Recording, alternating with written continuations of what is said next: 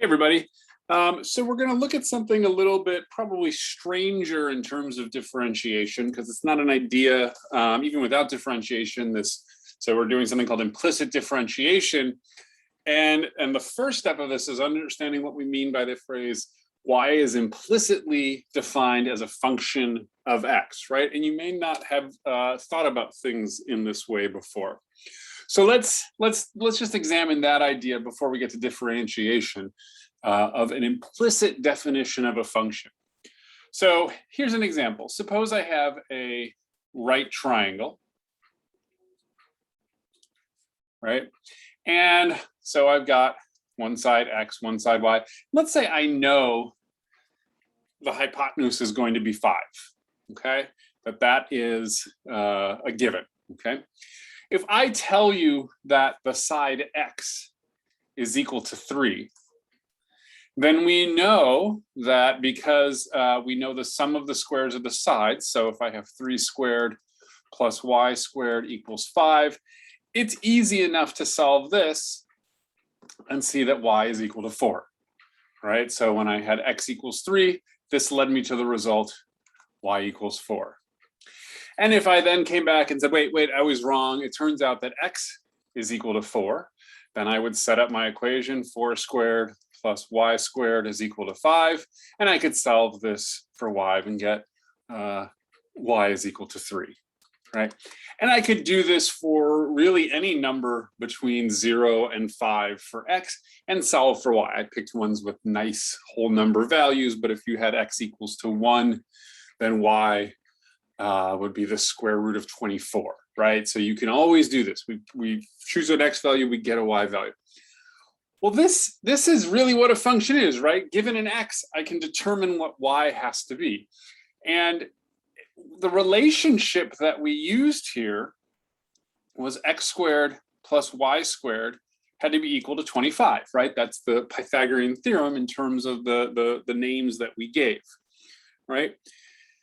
So with this equation written like this, y is determined by x. If I choose an x, there's only one y that works, right? Again, we've got this triangle, so if this didn't have the triangle, there's actually two solutions, the plus and minus of the square root. But we're just looking at the triangle, so I know I want the positive ones, right? So this is what we mean to say, when we write an equation like this, y is implicitly a function of x, okay?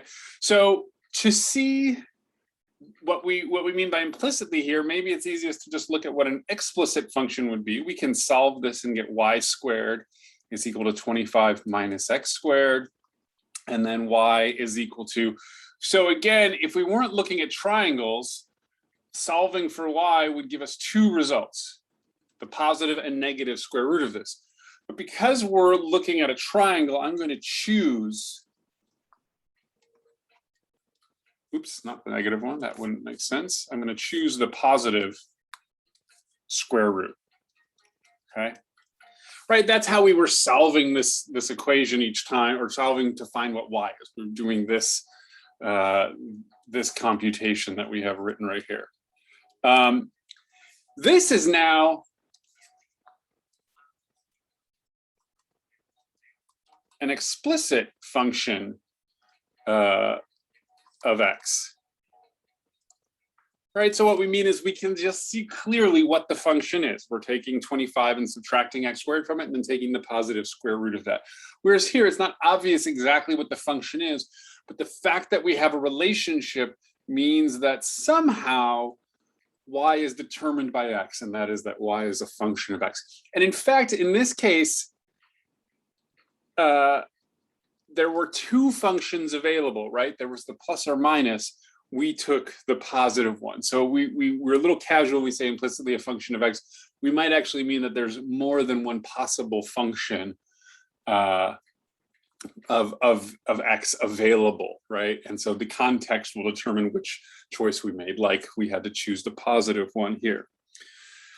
So this is what we mean by y is implicitly a function of x, okay? So now let's look at another example of this. Here's another equation, xy equals x squared plus y. This again has y defined as implicitly as a function of x. So let's just do a couple of examples of that again. Let's let x equal to 2. We get 2y equals 4 plus y. And you can solve this to get y is equal to 2, right? So the input 2 led to the output, in this case, also of 2. Let's do one more. Let's let x equal 3. We get 3y equals 9 plus y, or 2y equals 9, or y is equal to 9 halves. And again, inputting an x led to an output for y, right?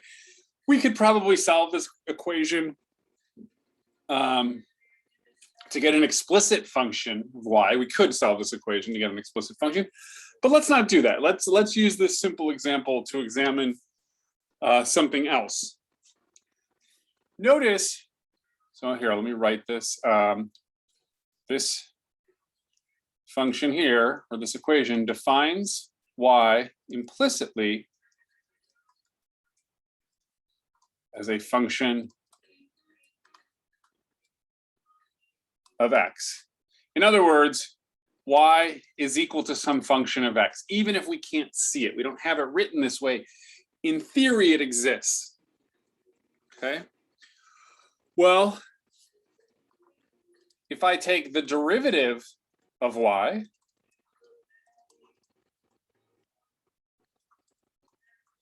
right? I'm going to write something that seems silly right now. I'm really just playing around with notation. I'm just getting that y prime is equal to dy dx.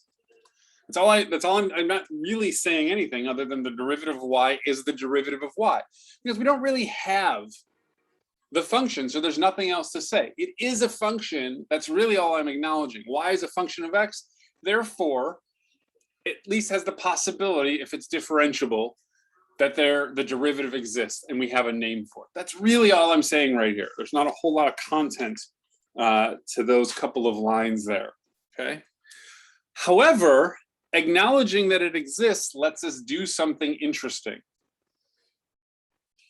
Let's go back to this equation. Xy equals x squared plus y. I'm going to differentiate both sides of this equation, right? So if these two expressions are equivalent when we're thinking, and I want to be clear, they're not necessarily equivalent in general, but there is some function of y for which these are equivalent, and we're assuming that y is that function, even though we can't see it, then taking the derivative with respect to x on both sides should give us the same thing, okay? That d dx is really important here. X is our variable, y is a function. So when I look at d dx of xy, this is the product function. Sorry, we have to use the product rule. This is the function. I can call it, I've already used f, let's just call it, this is the function g of x equals x. This is the function k of x, or I gave it the name f, so we'll use that. This is the function f of x equals y, right? That was just our assumption that y is some function of x. Just because I can't see that function doesn't mean it doesn't exist. And so when I'm asking you to take the derivative with respect to x here, I have to think about what happens to the function y when you take the derivative with respect to x, which we just saw gives us the derivative of y. So, a lot of words. Let's pull this together. I've got two functions here, the function x and the function f of x. So we have to use the product rule. We take the derivative of the first function, the derivative of x is just 1, and we leave the second function alone. We take the derivative of the second function, the derivative of y is dy dx, and we leave the first function alone. So we get x times dy dx, or x times y prime. Either way is fine to write. Some people like to write the dy dx because we've got y's and y primes floating around, but I find it a little bit easier just to have the y primes so we don't have this big construction there. So do the same thing to the other side, d dx, x squared plus y. Well, we know our differentiation rules. The derivative of x squared is 2x because x is the variable. It's not a function, so we're just taking our straightforward derivatives.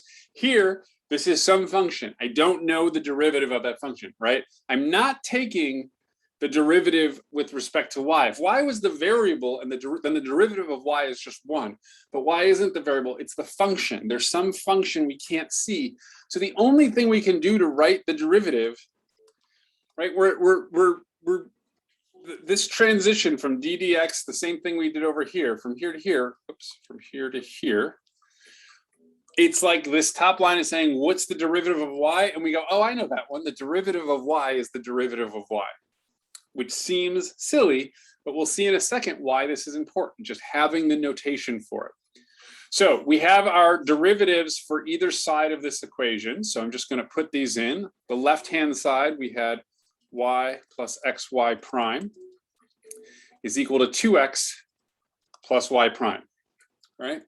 So I'm trying to find what this derivative of y is, and now I have an equation that has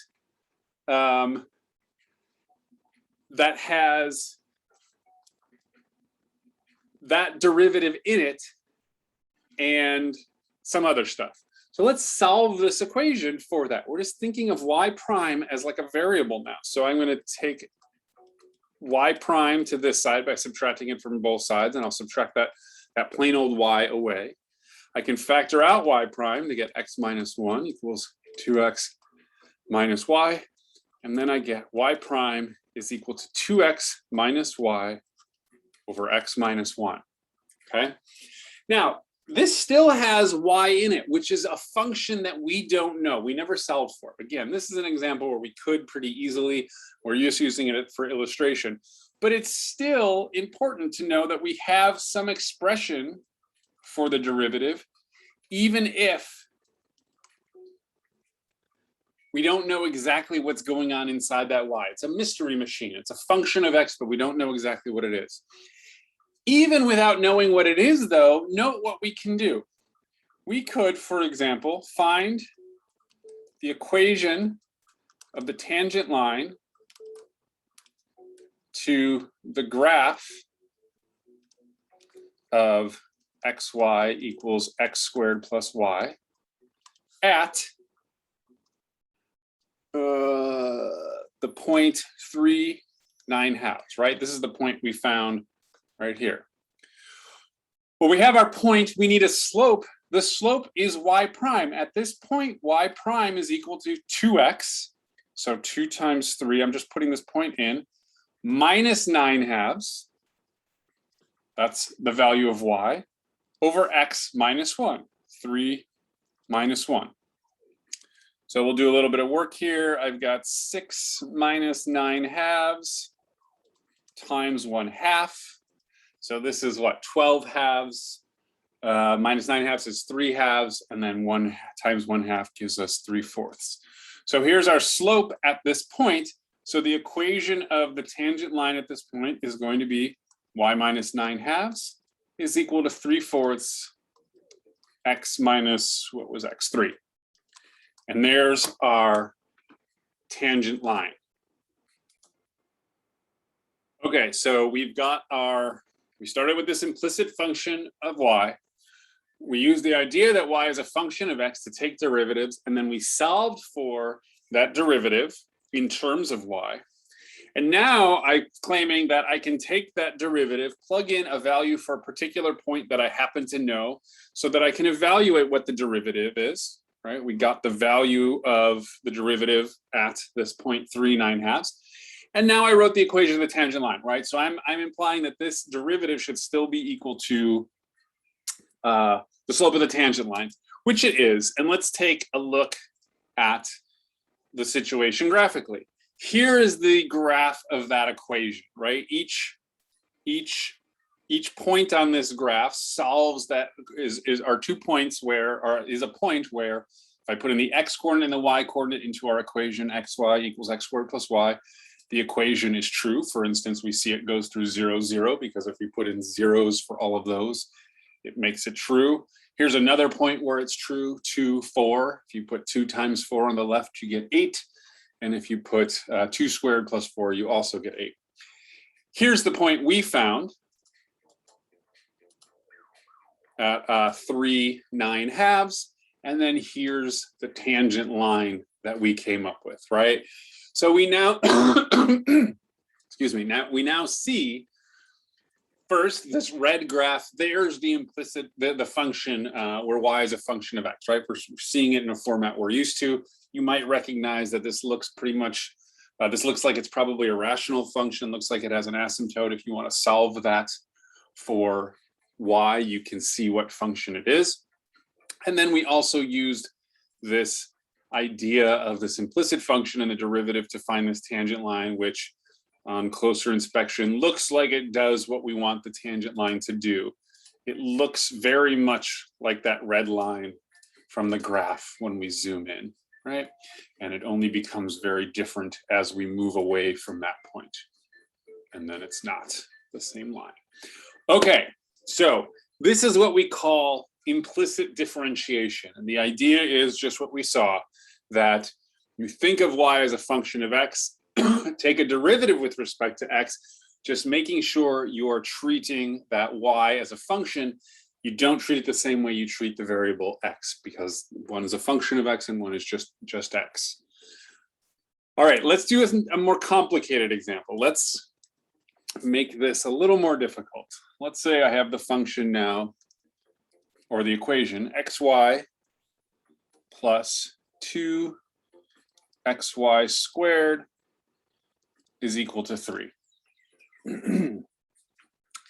All right, let's let x equal 1, just to see that this leads us to a function of y. Let's let x equal 1. Then I can write this equation as y is equal to 2y, oops, not equal to, y plus 2y squared is equal to 3. We notice that this is a quadratic equation. I'm going to subtract a 3 over. There's my quadratic equation.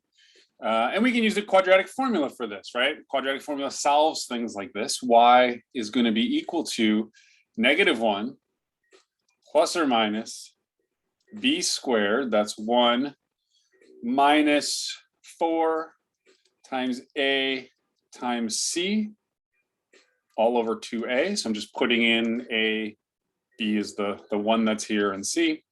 So we get y is equal to -1 plus or minus the square root. This is 25 over 4. So y is equal to -1 plus or minus 5 over 4. A function spits out one result, and here I've written down 2, right? This is really y equals 1 plus 5 over 4, which is 1, or y equals -1 minus 5 over 4, which is -6/4 or -3/2, right? So it's giving me 2 options here. We have to make a choice. Let's choose again to choose the positive square root, right? So I'm going to choose this result. So this is like that first example where there was actually 2 functions available, and we'll look at a graph in just a second to explain this a little more. And I'm choosing one of them because I want this to be a function. So I'm saying the input x leads to the output y, and it's the one where we take the positive square root in this quadratic formula, because now there's no ambiguity. There's no branching function with 2 different outputs for the same input. Our input here is only 1, and we're throwing away the other result. We could have chosen the other result. There's nothing better about the positive one. I just took it because I wrote it first. All right.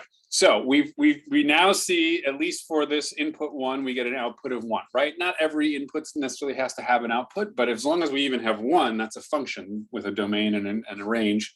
And it'll turn out there's lots of inputs for X that lead to outputs. There's some that won't work, but many that will. So again, we've got Y is implicitly a function of X. Okay, so Y is equal to, here's another way I can write this. This is less familiar, Y of X, right? It's a little weird to use the same variable, but sometimes we do this just to be really, really clear. I've got this variable Y, but that variable is itself a function of X. And so this makes that clear there. So let's try to find the tangent line at the point 1, 1, just like we did in the previous example, finding a tangent line. And here's an equation that's a lot more difficult to solve for Y. The one previous would be pretty straightforward. This one's doable. And the hint is in how we solve for Y here, the quadratic formula. You can use that or do something called completing the square to get there. It's a little bit uglier, but it's doable. I'm not going to do it. I'll leave that as an exercise for you. You have to think of X as a constant and solve for Y. And that might help you see how to do it. But let's not do that. We don't have to do that to do this problem, because now we have this implicit differentiation. We have this strategy that we did up above. I'm going to take the derivative of both sides of this equation. Xy plus 2xy squared is equal to the derivative of 3. Okay. The left-hand side, or sorry, the right-hand side, the derivative of 3 is straightforward. The derivative of a constant is 0. The left-hand side, things get a bit more complicated. So let's do a little bit of work here. Derivative of xy plus 2xy squared. What we'll get is the derivative. Now, just using my derivative rules, I can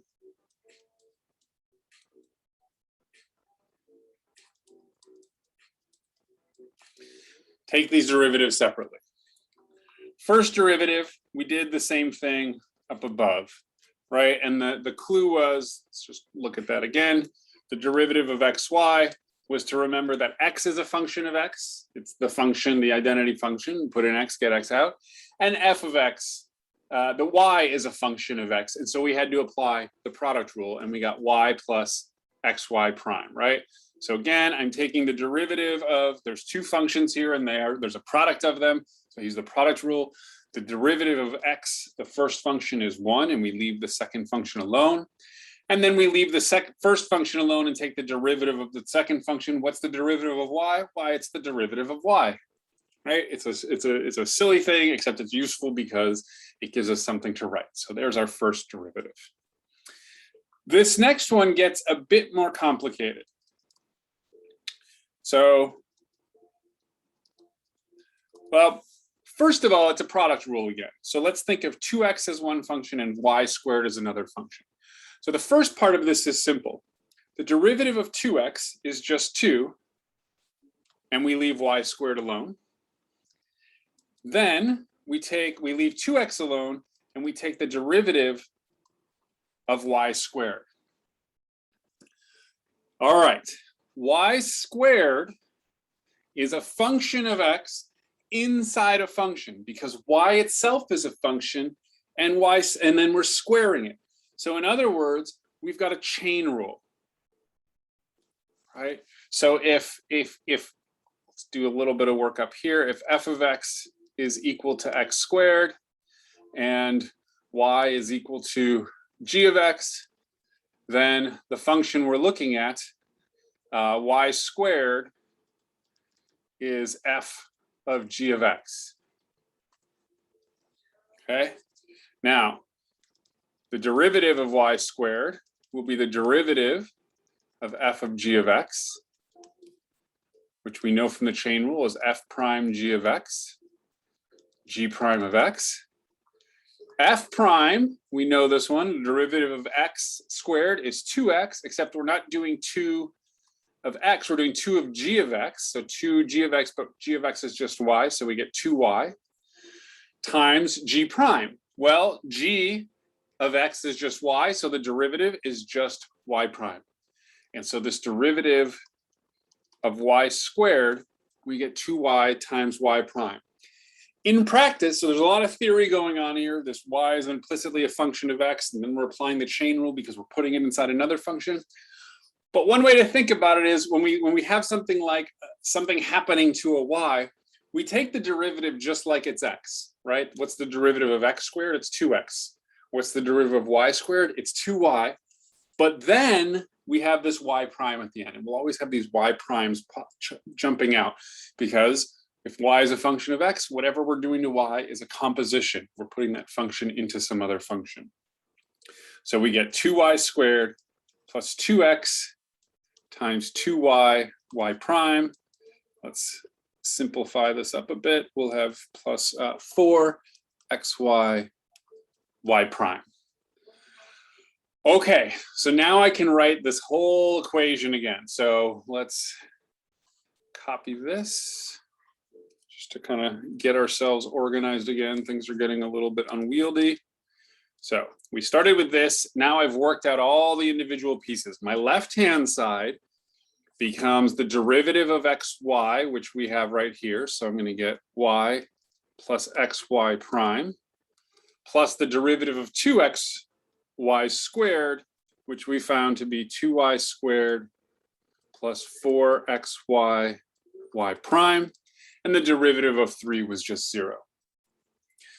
All right, now where I want to end up is I want y prime by itself.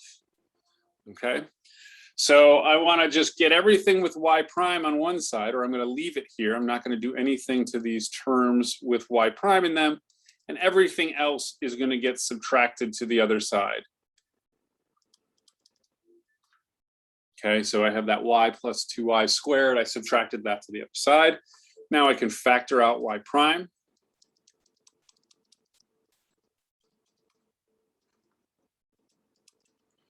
And then I have y prime is equal to negative 2y squared plus y over x plus 4xy. All right. All right, so we're still trying to find the tangent line at 1, 1. So we want, let's just restate that, tangent line at 1, 1 has slope of, well, it's our derivative, y prime is equal to this thing right here. But I'm going to put in the point 1, 1. So in this case, x and y are both 1. So I'm going to get negative 2 times 1 plus 1 over 1 plus 4 times 1 times 1 is 4. So we get negative 3/5. There is our slope of the tangent line. So at the point 1, 1, we can now write it. Y minus 1 is negative 3/5 x minus 1. And there is our tangent line to whatever this weird graph xy plus 2xy squared equals 3 looks like. All right, let's look at the graph of this. So here is that function. Here's the function xy plus, or sorry, the equation xy plus xy plus 2xy squared equals 3. The scales aren't the same, so the point 1, 1 is about right here. Notice the scale on the x-axis is a lot more compressed. It just looked a bit better to see that. Let's get that point. Oh, I guess I have to put it in by hand. So here's the point 1, 1 that we were interested in as part of our graph, right? Now, a couple things before, well, let's do the tangent line. Here's our tangent line. There's that equation. And again, if I zoom in, I see that that green and red line are looking increasingly similar. So it seems reasonable. Now, let's think about what we've been saying in this, that y is implicitly a function of x. If you look at this graph, this is not the graph of a function, right? For instance, let's look at y equals 10, sorry, x equals 10.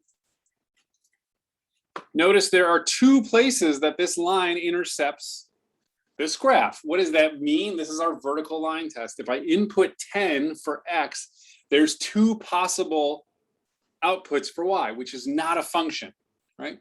But remember the choice we made. We chose the positive value when we solved for x. So right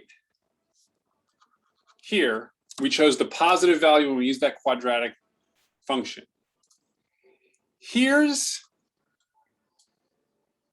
if you see this right here, this is the expression that is, this is what the function, the implicit function, here it is made explicit, except it's not the whole function. I had to make a choice. Notice this thing that I have here is a version of the quadratic formula, but I'm just thinking of x as a constant. I'll let you deal with that again. But the important part is the choice I've made here, this blue part of it is what happens. This is the graph of this function when you choose the positive square root in that solution. So we've eliminated that problem. This is a function, right? You can see there's a gap in this graph. The gap is because, well, you can't have 0 because we have a 0 in the denominator then. And then you also have that square root has to be 0 or greater.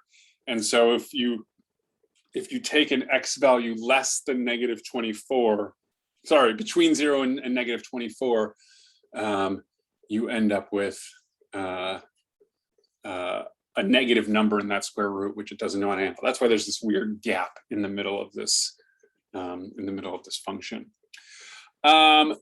We could have chosen the negative square root, right? So if I change this plus to a negative, we get the other part of that graph, right? So we could have chosen either one. I just happen to choose the positive one.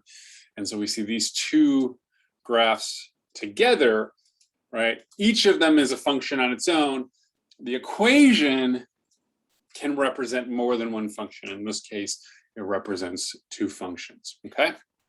So let's go back to our implicit differentiation. So to summarize, given an equation that defines y implicitly as a function of x,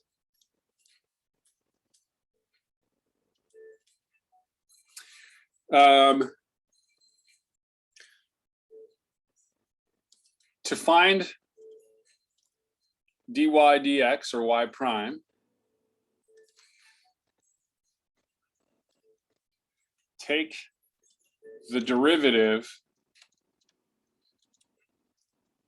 not dy dx, take the derivative with respect to x, right? So d dx, this is an important piece of this, that we're thinking of x as the variable that change, and then we get what happens to y when we change it, dy dx.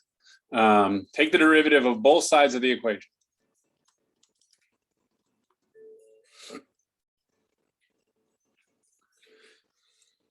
Isolate dy dx, right? Or we were calling it y prime. That's really it, okay?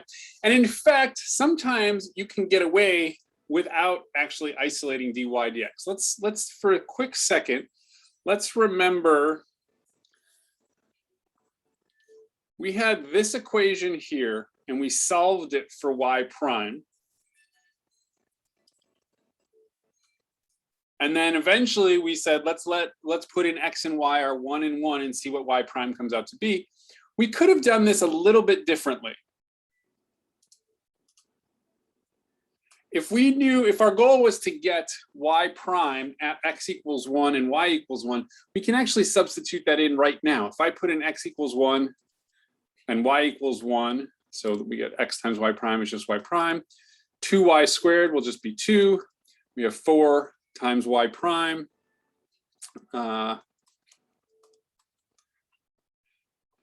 And now we solve this for y prime. So if you're actually looking for the value of this derivative at a single point, especially sometimes these derivative equations can be pretty complicated, and solving for y prime with a bunch of extra stuff floating around can sometimes be a trick. It might be easier on occasion to substitute the values for x and y in first, because now this is pretty straightforward. Y prime plus 4y prime is 5y prime. 1 plus 2 is 3. I can subtract that to the other side, and then y prime is -3/5, right? Which is what we got before doing it the other way. Both are fine if this is what you're doing. Sometimes you're not looking for the derivative at a point, and then you just have to solve for y prime. There's no numbers to solve it, to substitute in. But when you're doing that, this is a perfectly reasonable way to do that. Let me throw one more idea out. Just a couple videos ago, or maybe one video ago, we looked at the derivatives of our inverse trig functions. For instance, we found that dy dx for sine inverse of x was this, okay? With implicit differentiation, we can do this another way. We can get the same result. So if I have y is equal to sine inverse of x, this means sine of y is equal to x. That's what the inverse is. That's the one way we can define it. Let's take the derivatives of both sides. This is this equation up here, right? Here's an explicit function, y as a function of x. There's an explicit definition. Here's an implicit definition, right? We don't have y by itself saying, here's what y does, but there's still a relationship there. So I'm taking the derivative. This is our chain rule. The derivative of sine is cosine. We leave the inside alone. The derivative of y is just y prime, and we get the derivative of x equals 1. Then y prime is equal to 1 over cosine of y. Okay. Now, we know the Pythagorean identity. We have sine squared of y plus cosine squared of y is equal to 1. I can solve this to get cosine squared of y is 1 minus sine squared of y. If I take the square root of both sides, I'm going to take the positive one, and I get to do this because of the definition of inverse. We're looking at inverse sine is for the domain there is from negative pi over 2 to pi over 2. Everywhere on that domain, cosine is positive. So this is a legitimate choice to make. All right, we've got cosine of y there and cosine of y here. We have the square root, but remember what sine of y is. Sine of y is equal to x. So this square root here is just 1 minus x squared, and that's what cosine of y is. So we end up at the same result that we got in the previous section, coming at it from a different direction. So it's interesting to see these rules obviously work together, right? Things would be pretty broken if you did two valid strategies and they got you different results. Okay. That is it for this one. Thanks, everybody. I will see you next time.